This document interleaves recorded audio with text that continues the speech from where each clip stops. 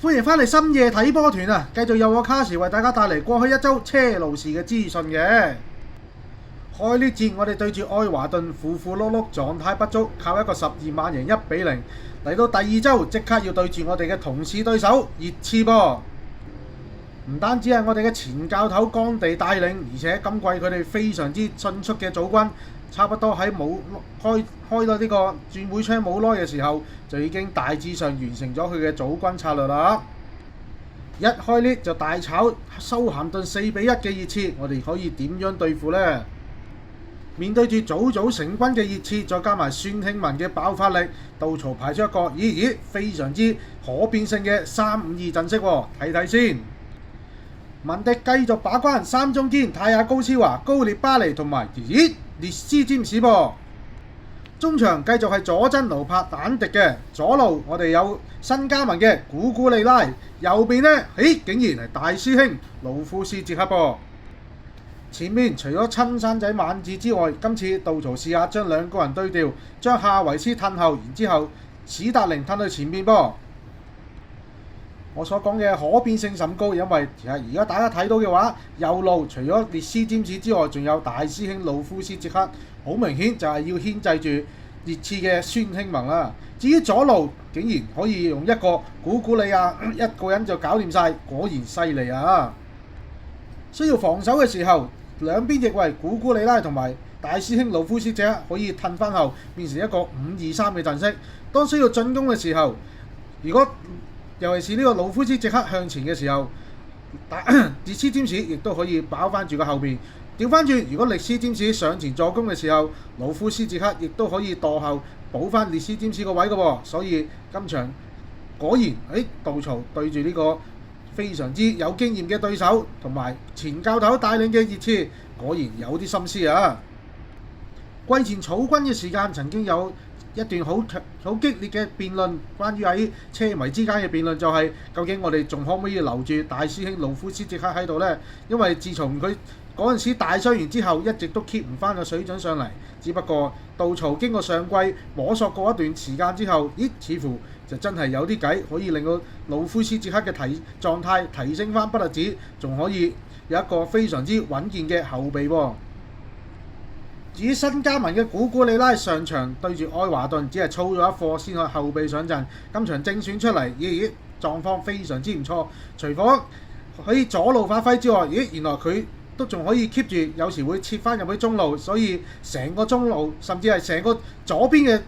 球場左邊嘅區域，俾晒佢一個人爆嘅話，你都可以有翻新景象噃。經過上場對住愛華頓明顯不在狀態嘅時候，杜曹之後肯定有催谷過大家嘅體能同埋戰意嘅噃，而且今場嘅對手係我哋嘅同市鄰居熱刺，冇理由唔打得比㗎。果然今場戰情非常之緊湊，快上快落，雙方都冇因為啱啱開季冇耐就有啲鬆懈，反而揸緊12分精神打得比咁滯。只不過最大嘅亮點竟然又係球證嘅執法水平噃，點解呢？開波冇耐，猜咗幾腳之後，熱刺已經開始嘗試，試下反客為主，3分鐘啫就已經有一個好靚嘅機會，俾孫興文，只不過孫興文交唔到個波俾哈利簡尼。就好似我頭先所講，今場杜曹將呢個列斯占士同埋杜夫斯捷克擺咗喺右路，好明顯係要牽制住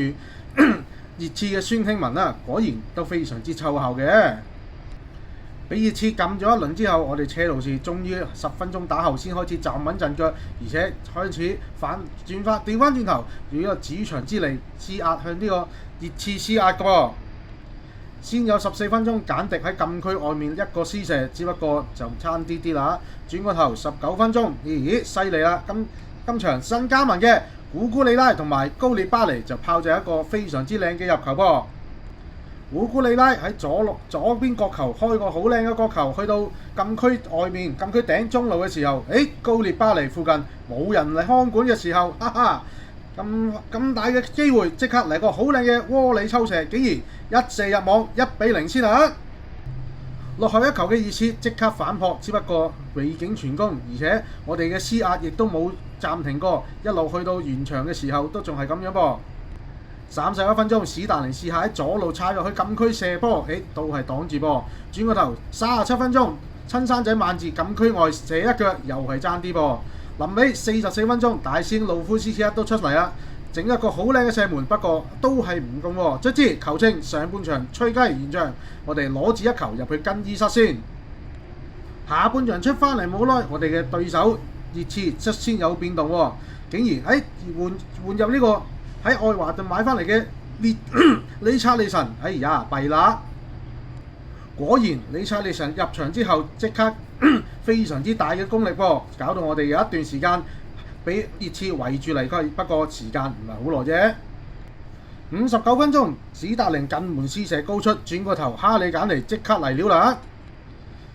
非常之快速嘅反攻，喺後面從後邊突入，再一個單刀施射，點不知哎呀個波貼柱出界，好在67分鐘，我哋嘅夏維斯今場雖然冇乜表現，不過喺呢個前場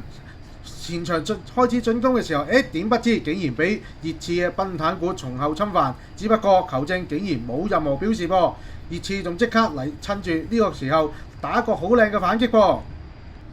快速將個波推入去我哋嘅禁區嘅時候，佐真奴喺3個熱刺球員圍攻嘅情況之下解圍唔遠，哎呀！個波唔單止穿越人群，而且前面理查利神似乎仲企喺一個越位嘅位置，雖然佢好似冇掂波，只不過個波就咁樣流咗入網，1比1喎，點搞呢？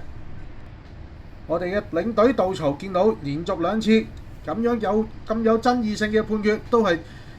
個球證甸恩竟然冇任何表示，即刻起控啦！果然，哎呀，同我哋嘅對手熱刺嘅領隊干地有啲口角噃，只不過嘈還嘈，杜曹亦都即刻諗一個非常之好嘅調動，將呢個佐真奴抽翻起，用艾斯派古達入替，然之後再將列斯占士推翻去翼位位置，大仙路夫斯即刻再推翻去中場嘅位置，似乎想用列斯占士較為強嘅功力，睇下可唔可以突破到熱刺嘅防守噃。果然湊巧喎！77分鐘，簡迪喺左路交去禁區嘅時候，史達寧轉身短傳去後邊，後上嘅列斯占士竟然冇人看住喎，梗係啦！史達寧喺前面個跑住嘅時候，個個都睇住佢，列斯占士竟然冇人睇住，咋林即刻嚟一個好靚嘅拖射，2比1啊！再度領先，熱刺即刻變陣咯喎，再呢個盧卡斯摩拉入替佢哋嘅右閘艾馬臣，我哋呢亦都不甘示弱，再轉陣喎，由呢個佩利錫同埋新希望加拉查入替，史達寧同埋頭先受傷嘅簡迪噃，睇個勢似乎有少少大髀拉傷，希望唔係太大問題啦。臨完場之前，似乎呢個夏維斯因為攞咗黃牌，杜曹直頭再想去收起，將我哋嘅小將波查入替，睇下可唔可以捱得住最後呢幾分鐘先。只不過今場下半場有7分鐘嘅保持，94分鐘熱刺有個角球攻勢，大亞近門頭槌，好在文迪擋得住，點不知轉個頭96分鐘又係熱刺嘅角球攻勢，今次竟然熱刺嘅中堅羅比路竟然將我哋嘅新加盟嘅古古里拉扯頭髮扯到佢瞓低喎，哎呀點搞好呢？仲搞到佢跌低嘅時候，球證睇到不特止竟然冇任何吹罰嘅情況之下，仲要判埋熱刺再一次個角球喎，搞錯啊！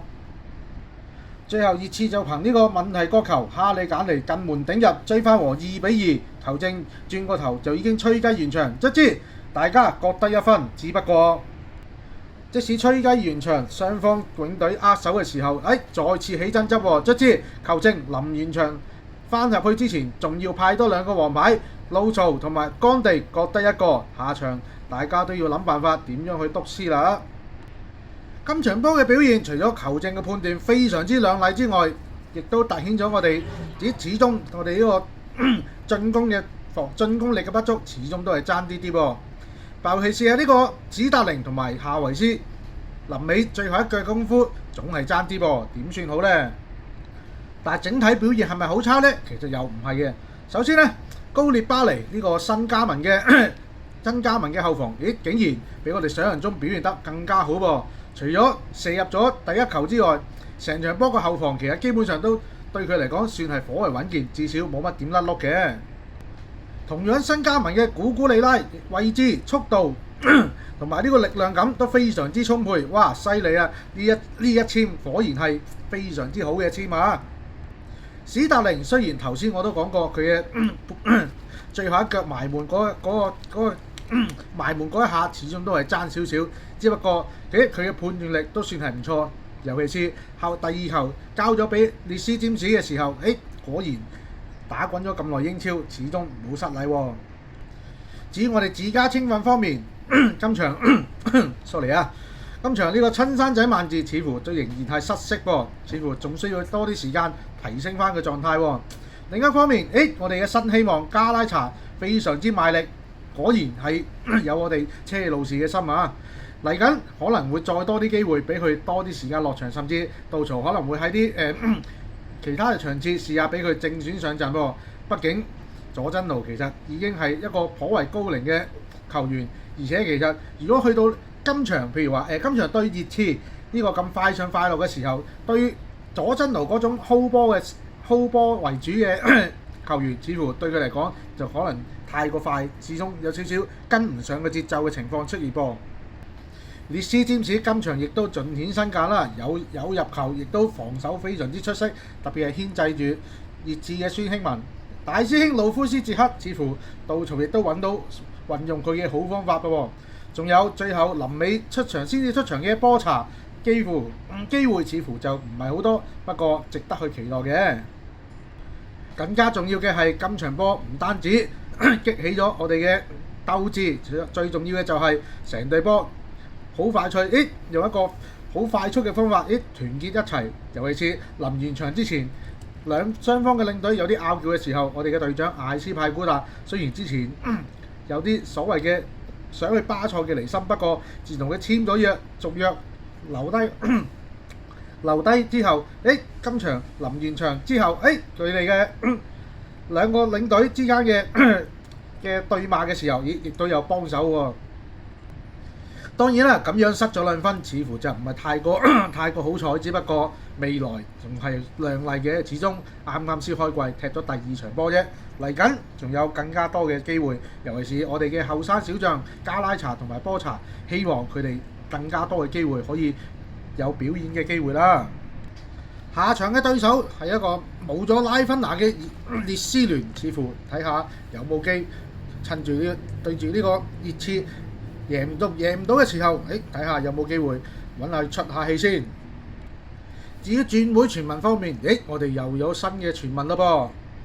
有幾間唔同嘅傳媒都報道，車路士向多次向呢個國際米蘭洽購佢嘅19歲中場球員斯薩卡沙迪噃。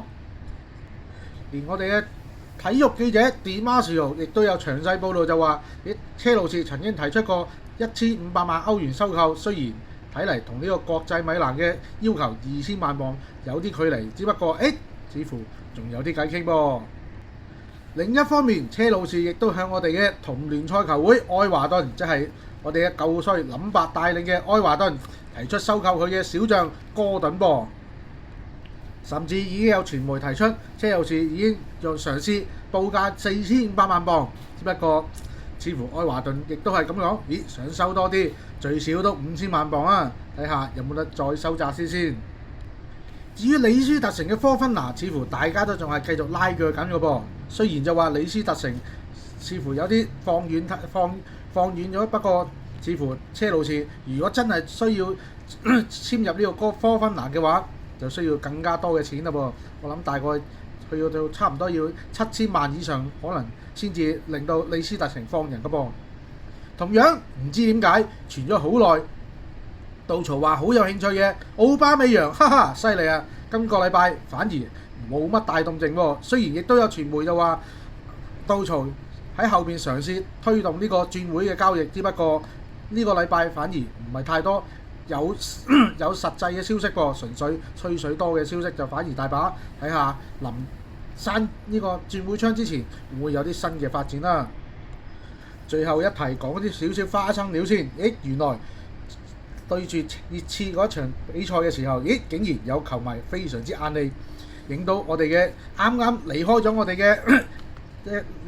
哋嘅前鋒天姆雲拿竟然入場睇波喎。轉個頭離開嘅時候，仲見到我哋嘅西查魯巴同佢打個招呼。當然，我哋嘅入場嘅球迷亦都非常之歡迎佢翻嚟啦。當然，非常之好啊！雖然佢已經離開咗我哋，翻去德國，不過仍然心掛住我哋車路士，不愧我哋球迷非常之喜歡嘅天母雲拿啊！而家嘅時間係星期2嘅晏晝，英格蘭足總咧亦都向呢個杜曹同埋干地提出咗呢個交涉咯，要佢哋喺8月18號星期4之前提交你哋上個禮拜8月14號嗰場波，你哋究竟喺度搞乜春嘢噃？無論如何，至少嚟緊對列斯嗰場波，杜曹應該唔可能親自督師啦。究竟佢有冇咩計仔可以面對呢個勉強護到級嘅列斯聯呢？即管睇下下個禮拜點搞好啦。好，今個禮拜講住咁多先，多謝大家收睇收聽，多謝大家支持我哋車路士，我哋下個星期再見，拜拜。